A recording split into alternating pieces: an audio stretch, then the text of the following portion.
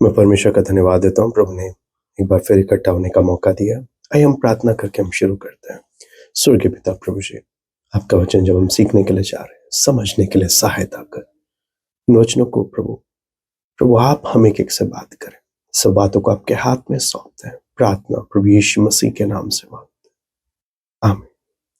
हम लोग सेवकों के इस सीरीज में हम लोग सीख रहे थे कि किस प्रकार प्रभु के अलग अलग दास, पौलुस किस स्थिति से गया, मूसा किस स्थिति से गया, एलिया किस अनुभव से गया।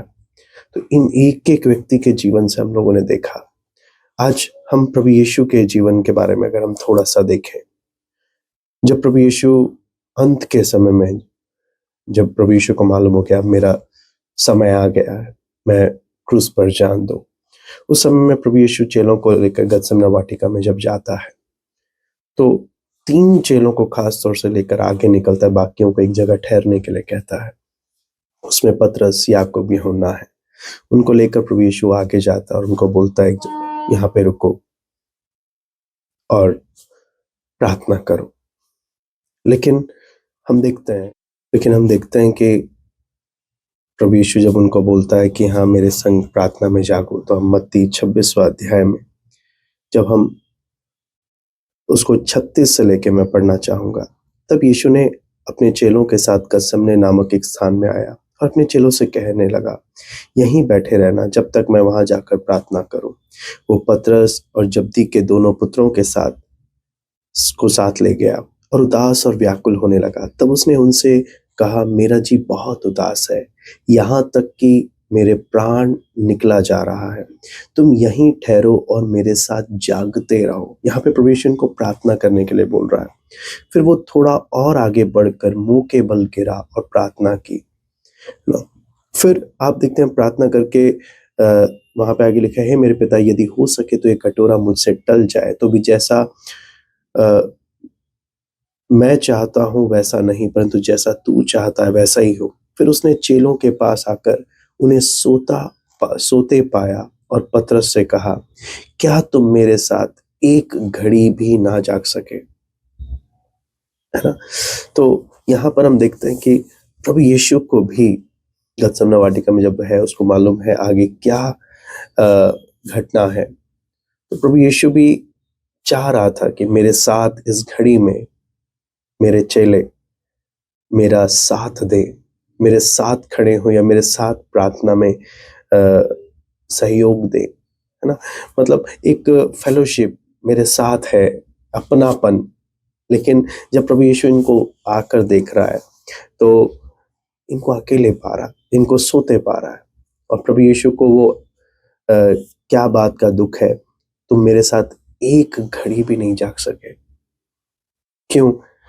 यहाँ पर आप देखेंगे इन सारे अगुओं के बारे में, है ना, चाहे पौलुस हो, चाहे मूसा हो, चाहे एलिया हो, है ना, चाहे प्रभु यीशु हो, इन सब ने इस बात को अनुभव किया कि जब साथी की आवश्यकता है, जब ऐसे सेवकों की आवश्यकता है जो साथ खड़े हों, तब कोई साथ खड़े होने के लिए नहीं है।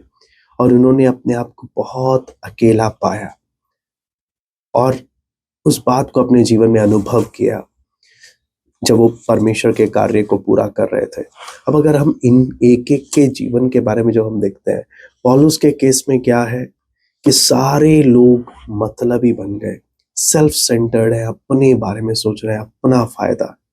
कोई भी प्रभु के लिए कीमत देने के लिए, कुर्बानी देने के लिए, है ना, कोई भी तैयार नहीं है।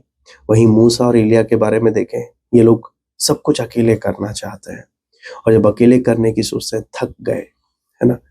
वहीं पे आप प्रभु यीशु को देखें, पतरस, याकूब, यूहन्ना, इन लोगों को कोई आइडिया नहीं कि प्रभु यीशु इन्हें क्यों यहाँ पर बोल रहा है जागते रहो, प्रार्थना करो करके, है ना। इन लोगों को मालूम नहीं चल रहा कहाँ एक क्या ऐसा क्या होने वाला है। लेकिन हम इनकी आदत को अगर हम देखें, लूका 9 का 32 में भी जब हम पढ़ते हैं तो यहाँ पे लिखा है, पतरस और उसके साथी नींद से भरे थे और जब अच्छी तरह से सचेत हुए तो उसकी महिमा और 2 पुरुषों को जो उसके साथ खड़े थे देखा। अगर आप 28 से पढ़ेंगे तो वहां पे देखा है प्रभु यीशु इनको प्रार्थना में लेकर गया है। है ना। प्रभु यीशु अपने इन चेलों को साथ लेके जा रहा है प्रार्थना के लिए बार बार, और इनकी आदतों को अगर आप देखें, ये सो रहे हैं। जहां इन्हें जागना चाहिए, जो इन्हें करना चाहिए, ये नहीं कर पाए, इन्होंने नहीं किया। तो इन सब से हमें क्या चीज समझ में आया, कई बार हमें लगता है अगर मैं प्रभु यीशु की इन पतरस याकूब यूहन्ना की जगह होता ना, तो मैं जरूर जागता, है ना। कई बार हम ऐसा सोचते हैं। या पौलुस को जब साथी की आवश्यकता होती तो मैं जरूर होता, या एलिया के टाइम में या मूसा के टाइम में मैं होता तो मैं जरूर उनका साथ देता। लेकिन मैं आपको एक बात बोलना चाहता हूँ, आज भी कलीसिया में सेवकों की आवश्यकता है जो जागते हुए, है ना, प्रार्थना में जीवन के साथ प्रभु के अगुओं के का उनके साथ मिलकर सेवा को संभालें, उनका भार उठाएं, अपनी जिम्मेदारियों को समझें, और जो भी कार्य उन्हें वो कर सकते हैं वो करें ना। ऐसे ही कर कर, नहीं तो आप देखें हर कोई वचन में हम देखते हैं सारे असली प्रभु के दास जो थे, उन्होंने अपने आप को इसीलिए अकेले पाया क्योंकि उस दर्शन, उस समर्पण के साथ कोई था नहीं।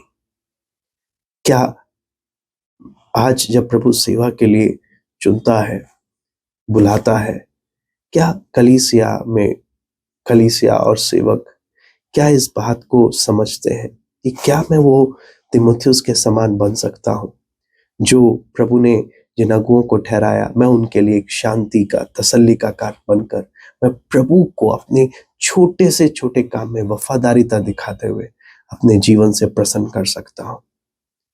मैं उम्मीद करता हूं इस बात पर हम एक एक मनन करें, और प्रभु जरूर हम एक एक से इस विषय में बात करेगा। आइए हम प्रार्थना करते हैं। हमारे स्वर्गीय पिता प्रभु जी, हम आपको धन्यवाद देते हैं पिता। प्रभु जी, हमने जिन लोगों के बारे में हमने सीखा, प्रभु यीशु का जीवन, चेले सो रहे हैं जब उन्हें प्रार्थना में जागने की आवश्यकता थी।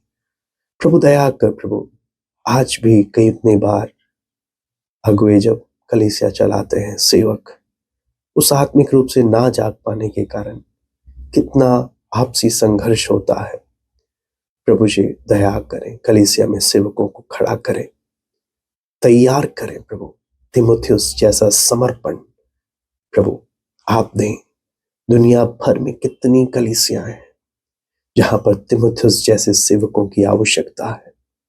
प्रभु आप दया करें, आप दया करें। धन्यवाद देते हैं आज की संगति के लिए। इन वचनों से एक एक से बात कर प्रभु, सारा आदर महिमा केवल हम आपको देते हैं। प्रार्थना प्रभु यीशु मसीह के नाम से मांगते हैं, आमीन।